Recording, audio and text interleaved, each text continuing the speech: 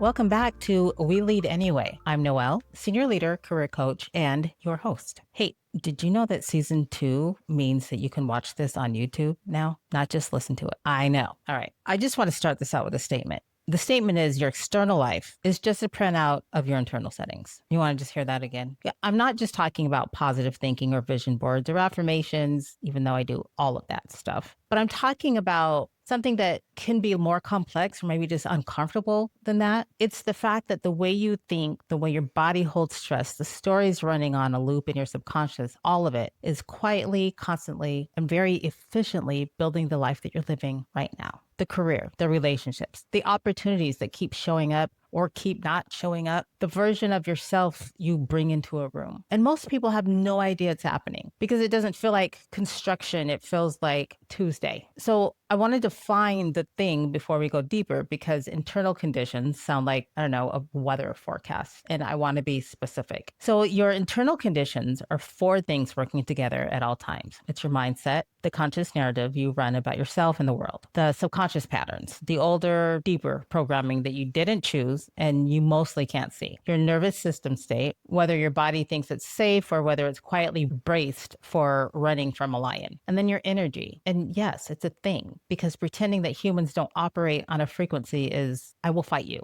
These four things are not separate. They talk to each other constantly. Your nervous system feeds your subconscious shapes your mindset affects your energy, and your energy, whether you like it or not, is the first thing that walks into a room before you even open your mouth. And it's not woo for woo's sake, but I am woo. I'm very woo. But it's also just neuroscience. The two things are not mutually exclusive, and anyone who tells you otherwise is, how do you say it, delulu. Now, the thing that people can't wrap their brain around usually, your conscious mind, that part of you that made a to-do list this morning and is currently listening to this or watching this, is responsible for roughly 5% of your behavior. 5. The other 95% is running on programming that was mostly installed before you were 7 years old. 7. So when you wonder why you keep attracting the same kind of boss, or why you sabotage things right before something gets really good, why you can intellectually know your worth and still accept less than you deserve, that's not a logic problem. That's a subconscious pattern doing exactly what it was built to do, keeping you in the familiar, because familiar feels safe, even when familiar is terrible. The subconscious doesn't evaluate or have opinions about whether your childhood belief that you were too much or not enough is actually true. It just runs the file over and over until you interrupt it. And the interruption doesn't start with thinking differently. It starts a level deeper than that. It starts in the body. So folks sometimes shy away from this part of the conversation, especially in professional development spaces where everyone just wants to teach you from a framework and give you a little pat on the head and send you on your way. But if your nervous system is in a chronic state of threat response, which, by the way, a significant portion of high achieving humans are walking around in every day, you're not operating from your full capacity, period. When your body is in fight or flight, blood flow moves away from your prefrontal cortex. That's the part of the brain responsible for creative thinking, long-term planning, emotional regulation, and nuanced decision making. So you can have every strategy in the world. And if your nervous system thinks there's a tiger in the room, even a metaphorical one, even a tiger that is just an email you haven't opened yet, your access to your own intelligence is genuinely compromised. And here's where it connects to manifestation, since we're going there. You cannot call in what you cannot hold. If your nervous system doesn't have a blueprint for safety, abundance, or ease, if those states feel foreign or even vaguely threatening because they're unfamiliar, your system will find a way back to what it knows. Are you broken? Do you feel that way? Of course you do, but you're not. You're regulated to a different baseline. And that baseline is adjustable. That's what you need to know. But you have to work at the level of the body, not just the mind. Let's talk about energy. And I'm going to ask you to stay with me. Now, a lot of you who know me or already follow me, you know I talk about this stuff all the time. Some of you, you might roll your eyes, but just give me a minute. You already know this is real. You've walked into a room and felt something was off. Or you've met someone right away and you're like, this the homie right here. You've had days where everything flows and days where you're pushing through wet concrete. And that's not mood, that's frequency. That's you reading the energetic information in your environment and in other people, which means other people are reading yours. So the energy you carry into your career or your interviews, your relationships, your creative work, it's transmitting. The desperation you're trying to hide, we can see that shit. The resentment you're managing in a meeting is in the room. It's there. The genuine excitement and confidence you feel when you're aligned, that's in the room too. But you can't put that on your resume. So when we talk about shaping your reality, we're not just talking about your thoughts, we're talking about the full broadcast. What are you actually sending out? And here's the part where I don't give you a 5-step system, because honestly, the work is way too personal for that. And for that, you should visit my website. But here's where to start.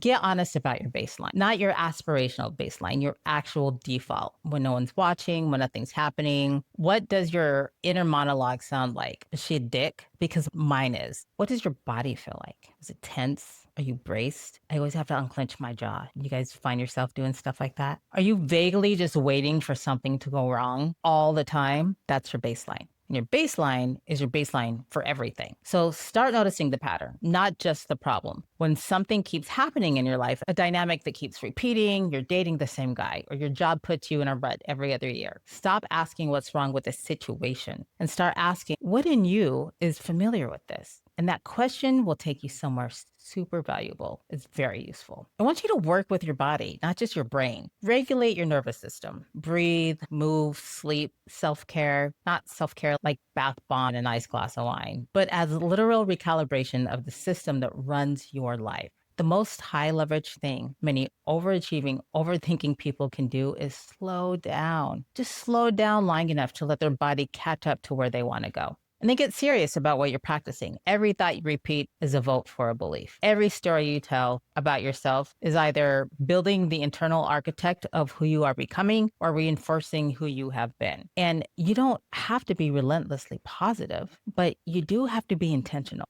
So one of the things that I started doing was, instead of saying I am depressed or I am stressed out or I have anxiety, I'll say I am experiencing feelings of depression, or I am noticing that I'm starting to feel anxious. It sounds like semantics, but what happens every single time you say I am is your neurotransmitters are firing. And they're getting stronger and stronger and stronger. And neurotransmitters that fire together, wire together. So if you disrupt it by saying, I'm noticing feelings of, you no longer embody what that thing is, unless it's, I am a goddess, I am fine as hell. I co-sign on those things. But if it's, I am stressed out, I am depressed, just change it to, I notice this. It will make a huge difference. Now, here's your challenge this week. One thing, pick one recurring pattern in your life, professional, personal, doesn't matter. And instead of analyzing the external circumstance, turn the lens inward. Ask, what internal condition is this a match for? Oh,